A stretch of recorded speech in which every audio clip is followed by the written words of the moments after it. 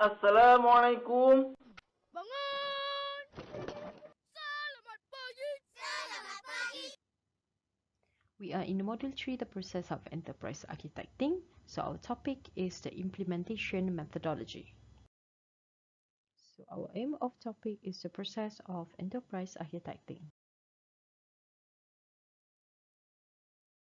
So Module 3 defines and describes how to accomplish and implement an enterprise architecture. So it will cover what an EA framework is, so which some of it we have looked into the Module 2, and presents a step-by-step methodology to implement an EA, and then discuss on how to document the current and future views of the EA, and describe how to articulate the EA in an EA management plan, which also serves as a transition and sequencing plan from the current to the future architecture.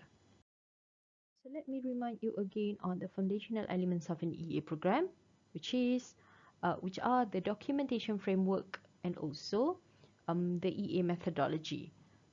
So the EA framework defines what the EA program will document, and EA methodology defines how that documentation will be developed and also used. So the EA methodology is the first step in coordinating the EA documentation approach. The value of adopting an EA methodology is that it reduces the risk of creating an ineffective EA program or inaccurate EA documentation. So we want to make sure that what is being created is being used. So it is important to develop an EA methodology as one of the first steps in establishing the EA program, because it forces the enterprise to think through the following important considerations. Firstly, the scope of the EA, and then the approach to the EA governance. It's either centralized or decentralized. So centralized approach where results discussed at all levels of the hierarchy in order to obtain proper justification and also approval, while a decentralized approach we will have this decision can be made on the operational level for quick decisions and also to grab opportunities. And then the types of EA documentation, which is known as artifacts, that will be needed to support business and technology and resource planning and also decision making. So the EA documentation framework that's suitable to support the needs for the enterprise. And then in terms of the methods and technique for gathering of or developing EA documentation. So the software modeling tools, the web application, databases, which will be needed in order to automate the documentation techniques and also to enable future scenario modeling. And then in terms of how users will access and share the EA documentation. For example, we need an EA repository in order to refer to the documentation and in order to keep the documentation. And then how often the EA documentation will be updated. So in terms of the management of the established EA program. EA is accomplished through a management program and an analysis and design method. So together, the EA program and method provide an ongoing capability and actionable coordinated views of an enterprise strategic direction, business services, information flows, and resource utilization. So there are a lot of framework that we have in the market, but for our class, we are going to look into the EA3 Cube framework to understand the EA as an analysis and also design method. So this is what EA3 Cube framework looks like. So we have the current architecture and we'll also have the situation of the future architecture. So based on EA3 Cube framework, EA analysis and design are accomplished through 6 basic elements. So the first one is EA documentation framework. And then we have an implementation methodology that support the creation of current and future view of the architecture. And then we have the EA management plan to manage enterprise transition from current to future architectures, and common to all levels of the frameworks, or we call it as threats. So basically, EA methodology defines how the EA will be implemented and how documentation will be developed, archived and used, including the selection of a framework, modeling tools and also online repository. So Model 3 builds on the basic elements by establishing a 4-phase 21-step methodology to establish an EA program and implement the EA documentation elements. So phase 1 is what we call as EA program establishment. Phase 1 activities are designed to get the EA program initially started, to identify the key players who are going to be involved in the process, and then to communicate the EA implementation plan to the executive sponsor and also other stakeholders to gain stakeholder buy-in and also support. So these pre-documentation activities are very important in order to ensure that the EA program has clear goals, remain focused, and is accepted throughout the organization. So in phase 1, there are 4 steps. The first one is establish the EA management program and identify a chief architect. Second is to establish an EA implementation methodology, either to adopt the available methodology or to develop a new methodology. And then the third one is to establish EA governance and links to other management processes. And lastly, to develop an EA communication plan and gain the stakeholder buy-in. So those are the 4 steps that we have in phase 1. So phase 2 is the EA framework and also tool selection. So phase 2 activities serve to select an EA framework which defines the scope of the architecture, guide the techniques for the modeling and of current view, and develop future scenarios and associated modeling, and then establishing an online repository that will archive all the EA documentation artifacts. So in phase 2, we have 6 activities.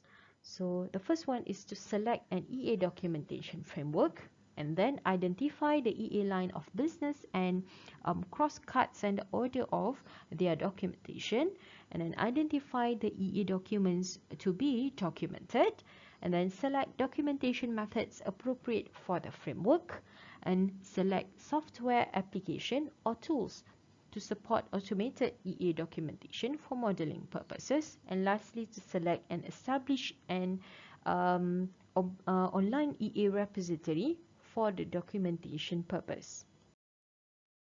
So phase 3 is where we have the documentation of the EA that we have developed. So the actual phase 3 is where the actual documentation of current and future views of the architecture occurs. So this involves analyzing and documenting the current strategy, business, information, services, and infrastructure of the enterprise. So it also involves the development of artifacts that reflect changes in resources in the short term, and the development of a group of long-term future scenarios to identify possible causes of action and resource changes that would be needed in response to different internal and also external influences. And lastly, conclude with the development of an EA management plan to describe how the architecture will transverse over time. So when we say artifact, what are the artifacts that can be that the organization can have in terms of developing the EA? They can have the SWOT analysis, strategic plan, business plan. We also have use case narrative, crude metrics, data dictionary, security and privacy plan, organization chart. So those are the sample or example of the artifact that that were being developed by the EA process. We also have 6 activities in phase 3. So the first one is evaluate existing business and technology documentation for use in the EA. So the S is situation. And then document current use of existing EA components in all framework areas.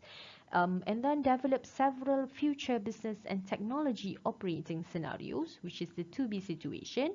The fourth activity is to identify future planning assumptions for each future scenarios that we have identified earlier.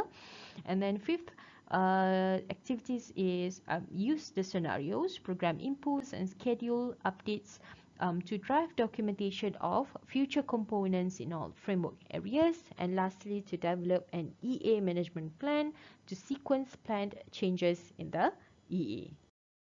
So by documenting current and future views along with an EA management plan, the EA improves planning agility, able to accommodate the changes that happens, helps to prioritize resource utilization in terms of money, in terms of time, in terms of worker, and also helps to lower the risk of project failures. And lastly, we have phase 4, which is EA use and maintaining the EA. So phase 4 activities are where the EA is used throughout the enterprise to support planning and also decision making. And also regular updates are performed in order to keep the EA relevant and also adding values. So the last 4 activities are use EA information for resource planning or decision making, and then regularly update the current or future views of EA, maintain the EA repository and modeling capabilities, and lastly to release yearly updates of the EA management plan. But it is depending on the organization on how frequent are they going to update the EA management plan. Summary, we have 4 phase 20 steps in EA implementation methodology. The first one is program establishment, second one is tool selection and framework, the third one is the documentation, and the fourth one is usage and also maintenance. So phase 1 activities are designed to establish the EA program, to identify the chief architect to lead the program, create an EA governance capability to run the EA program in a way that integrates with other IT management processes, and issue an EA communication plan in order to gain stakeholder buy-in and support. So these pre-documentation activities are very important in order to ensure that the EA program has clear goals, remain focused, and is accepted throughout the enterprise. So phase 2 activities serve to select an EA program that defines the scope of the architecture, the EA components that will make up the architecture in each functional area, and software application or tools to automate the documentation of EA components. And then we have phase 3, where the actual documentation of current and future of the architecture occurs, and the development of an EA management plan in order to describe how the architecture will transition over time. And lastly, we have a phase 4, where the activities are the EA is used throughout the enterprise to support planning and decision making, and also regular updates are performed in order to keep the EA relevant and also adding value. So that's all for now. We will continue the topic in the next video. Thank you for paying attention. Assalamualaikum.